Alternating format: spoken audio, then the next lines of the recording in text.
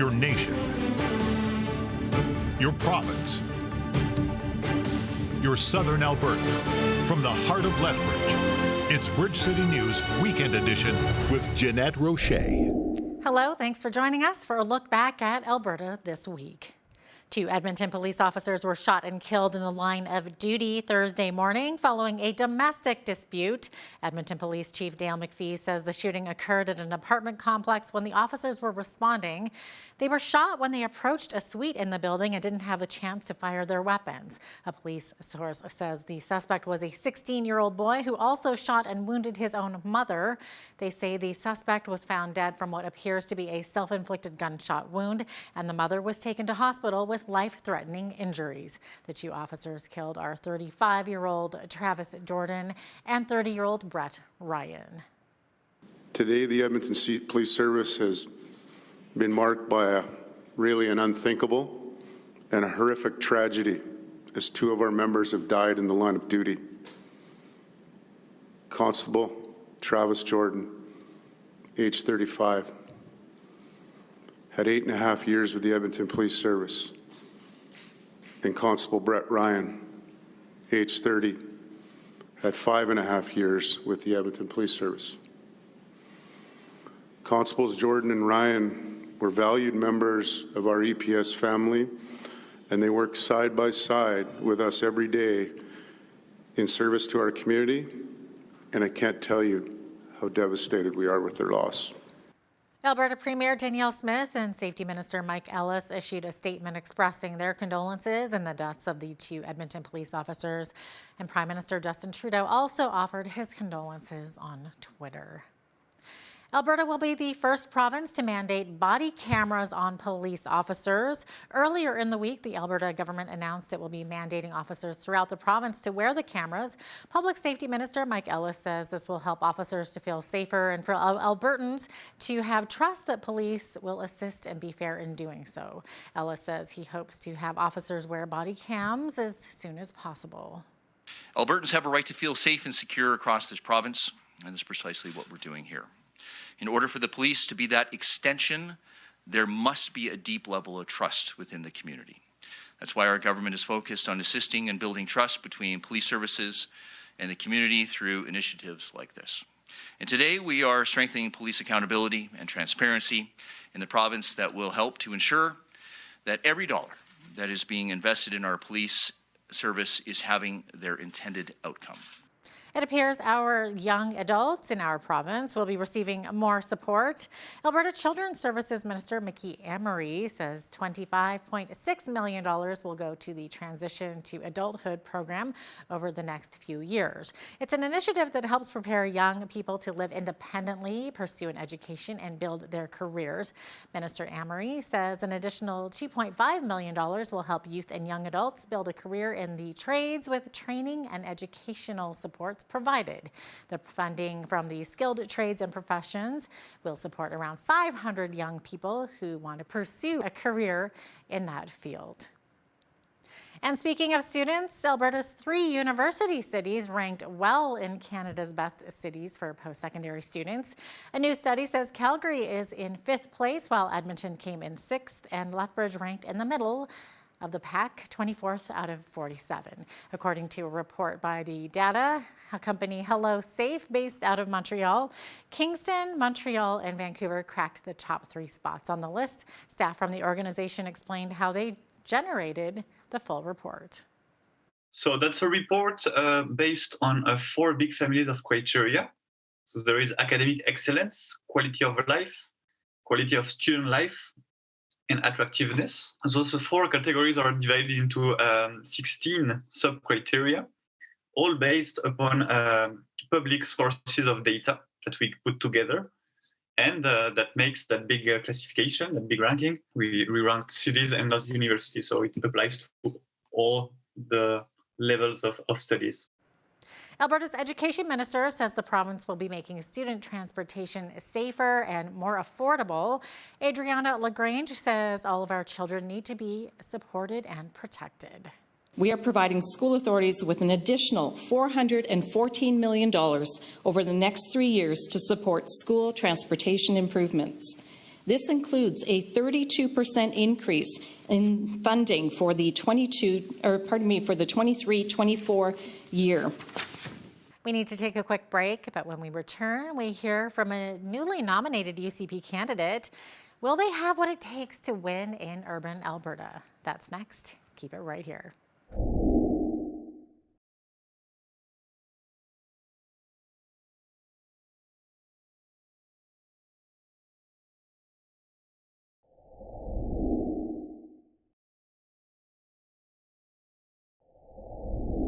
Well, this past week, the UCP members in the riding of Lethbridge West elected their candidate to run in the upcoming provincial election.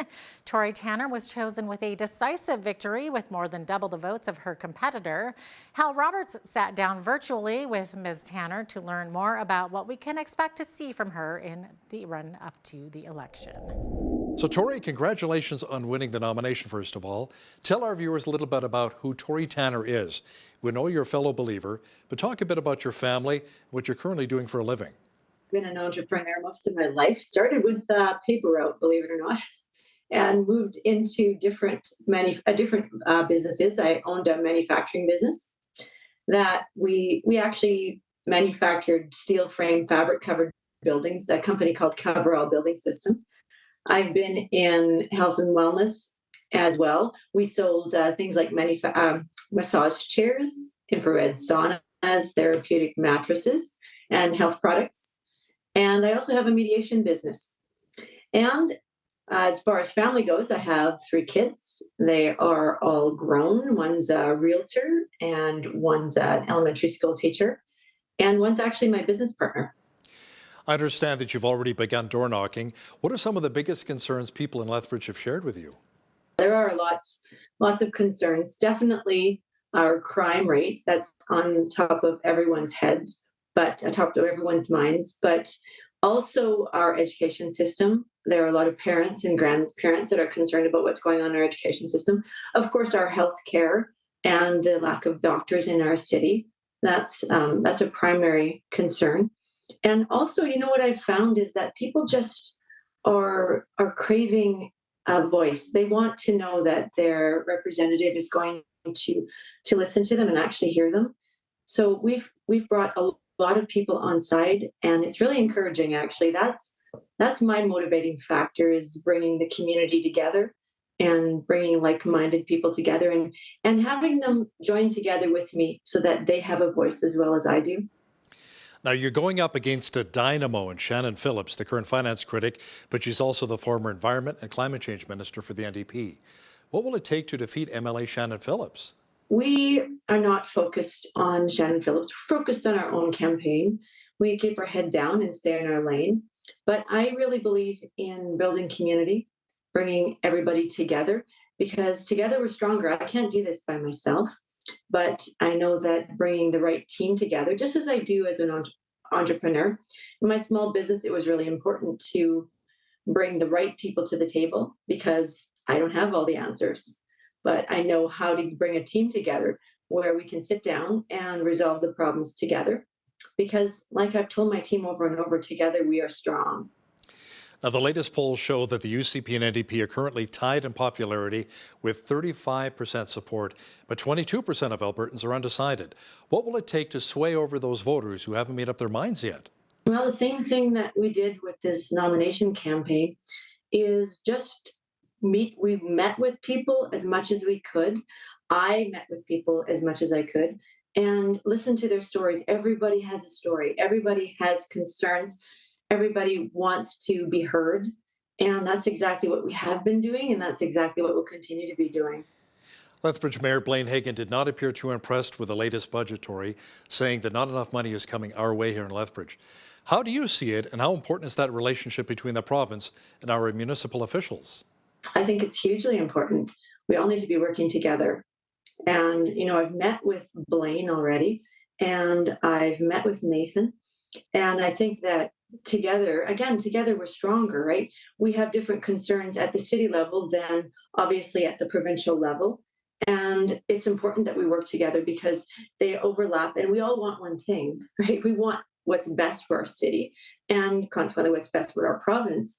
But my focus definitely is 100% the city right now with Lethbridge. We have our own problems here, and we have to be working with Blaine. We have to be working with the entire city council. We have to be working with the churches and businesses and individuals, because together we all have different perspectives. We all have different voices, and we can bring different things to the table. So that's really important to me, to work together. Thanks so much for your time, Tori. That was Tori Tanner, the recently nominated UCP candidate for Lethbridge West. By the way, the Alberta election is coming up on May the 29th. Well, the self-reliant and entrepreneurial mindset seems to be alive and well here in Alberta. As we get closer to the May election, many are looking for synergies and connections, while others search for power and position. After the break, we speak with an influential but independent voice here in the southern part of the province. What do the NDP and UCP need to consider, and who will have the last word? That's next. We'll be right back.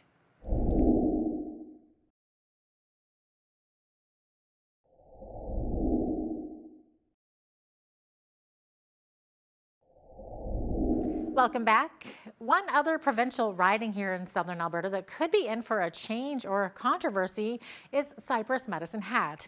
Drew Barnes, who now sits as an independent MLA, shared with me earlier in the week his political observation and thoughts on what the UCP and NDP need to consider going into this election. Have a look. You decided not to run under the banner of the United Conservative Party, but will you be running as an independent candidate? I'm talking to mostly my constituents, who about half of them want me to continue in that way.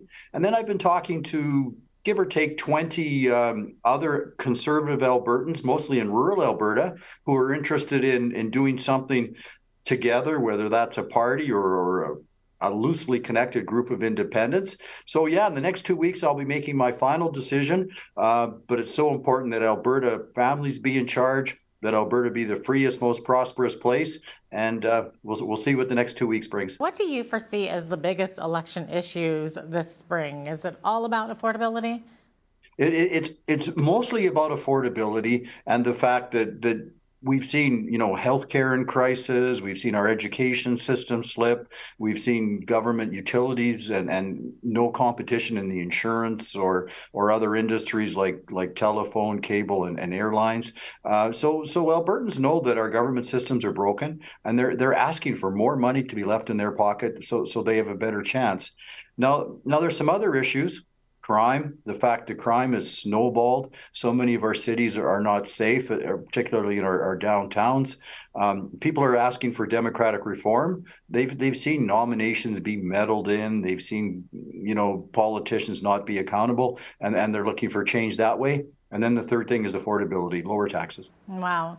Okay, so speaking of affordability, should the provincial government continue to offer affordability relief payments to seniors and families with kids? I mean, it's a good thing, but I feel like there's so many people that are left out of that piece of the puzzle. So what about people who have older kids living at home, like say a university student, for example?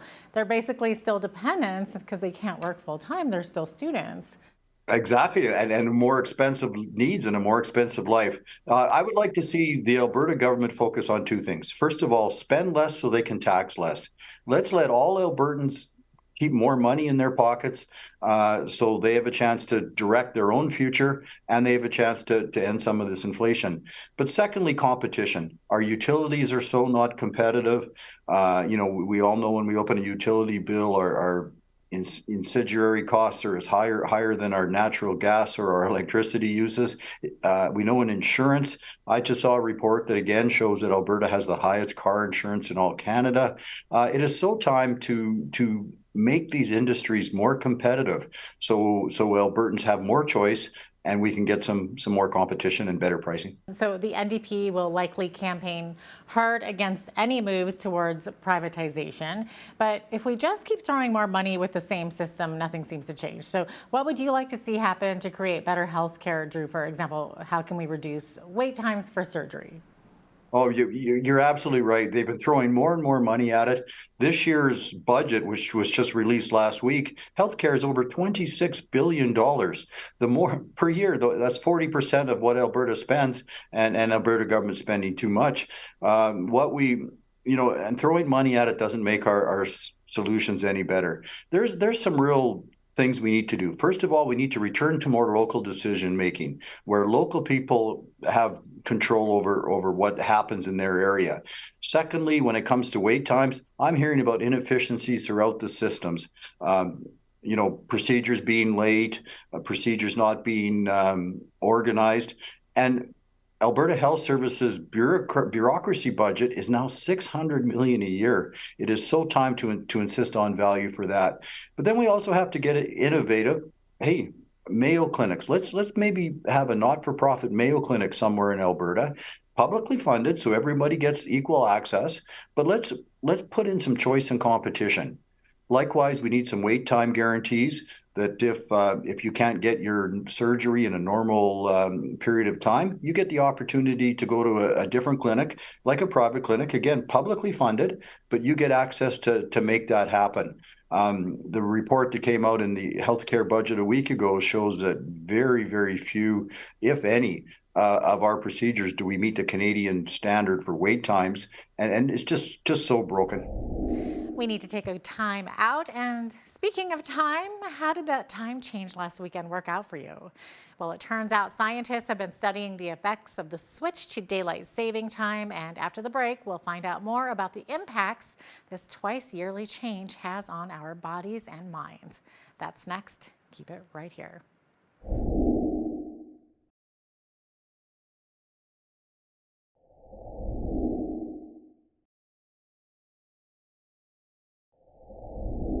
Well, many of us were suffering from brain fog this week after moving our clocks ahead an hour. The question of saving daylight every spring is not without those willing to take a side on the issue. Much research has been compiled on the topic to build a case about which is better for us, daylight saving or standard time. Professor Rob McDonald from the University of Lethbridge joined me recently to share his research on the impacts changing the clock has on our hearts and minds. Check it out. Can you maybe tell us a bit about how our minds and our bodies work together? Because you just mentioned our body clocks are kind of more set to standard time. So is there actually some kind of an internal clock that can be affected by light? That's right. So deep inside your brain is this tiny little nucleus. It's only like 20,000 neurons. But it has a huge impact on the brain. You know, the brain is 80, 90 billion cells. So these 20,000 neurons have a very significant impact on your daily brain and body function. So we consider this the master clock. And it's approximately 24 hours, a little bit longer than that. And because it's a bit longer, it has to be set somehow. And the way it's set is directly, there's receptors in your eye that go directly deep to that clock and set it every morning. That's fascinating. That's so okay, so I'm curious if the negative effects of time changes are less severe in the autumn because we gain that hour of sleep, or is it basically the same? No, it's not. So you're completely correct. A phase advance is much more difficult for the circadian system to deal with, and it's much harder on your brain and body. The delay is easier, just the vagaries of the way the system is designed. One thing I didn't mention about this master clock, I mean, it's great to have a clock, and we didn't really understand, well, how does it influence brain and body function? Well, it turns out there's peripheral clocks too. So there's clocks all over your brain and body. So different parts of your brain that do different things have their own little clocks.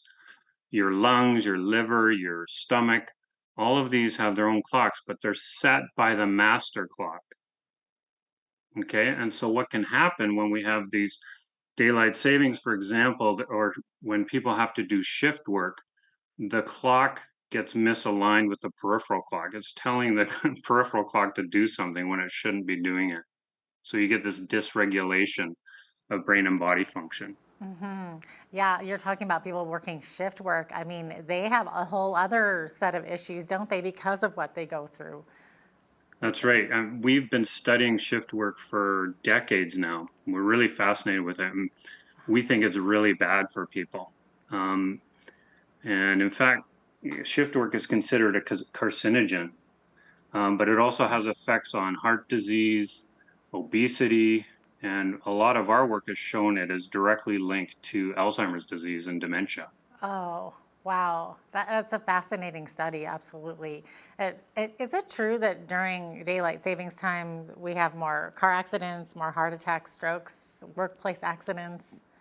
That actually comes from the shift. So when we're doing this phase advance in particular, the spring forward, there is a statistically significant uptick in those things, but it's not the biggest effect in the world. But it is suggesting that, you know, this circadian shift is having impacts, and it's probably happening to people who already have heart problems or right. So it's people who are going to be more susceptible. Do we know if there's any negative effects of daylight savings time that impacts certain groups of people more than others? For example, males versus females, or older people versus younger people?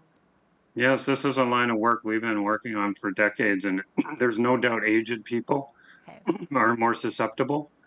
And one of the lines of research we're looking at is as you age, people fall into sort of two groups, good circadian agers and poor circadian agers. And there's a very strong relationship between the health of your clock and dementia. Oh, that's fascinating. And sorry, yeah, just one other thing. So you were raising this issue about the long-term effects of this kind of daylight savings. Daylight savings, it's not completely clear, but anytime you have more light at night, it's going to have a huge impact. And so you were saying that the day in the summers and that it's great to have all of that time, but your brain is being told to stay up when it actually should be going to sleep. So it's not only having less in the morning, but it's also having too much light at night.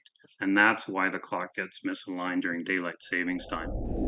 Coming up after the break, a man with an axe who wanted a snack gets thrown in the slammer. That plus more headlines from across southern Alberta. Keep it right here.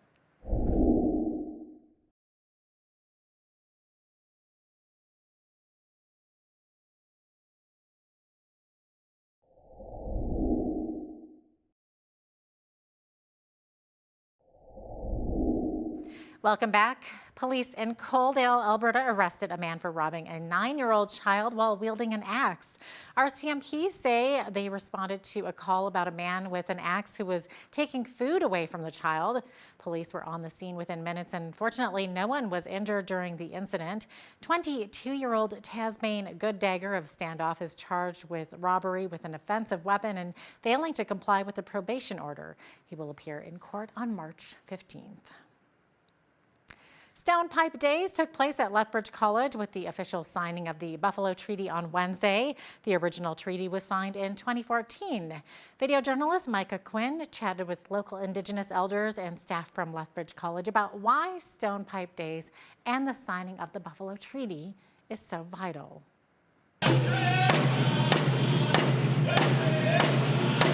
Traditional Indigenous drumming and dancing followed the crisp new signing of the Buffalo Treaty by Lethbridge College. The post-secondary school is now the latest organization to sign on the dotted line. This comes just a week after the University of Lethbridge inked a deal to sign on with the treaty on March 9th. Lowell Yellowhorn, the manager of Indigenous Services with Lethbridge College, says it was an emotional day because of the impacts that the buffalo have had on Indigenous culture right here in North America. The buffalo is a keystone species when it comes to the environment, but it's also a keystone species in the support of Indigenous cultures amongst the Northern Plains. The Blackfoot people have had a very important relationship with the buffalo because it fueled everything in our culture. Dr. Leroy Littlebear, the Vice Provost of Indigenous Relations at the University of Lethbridge, told us there are close to 50 First Nations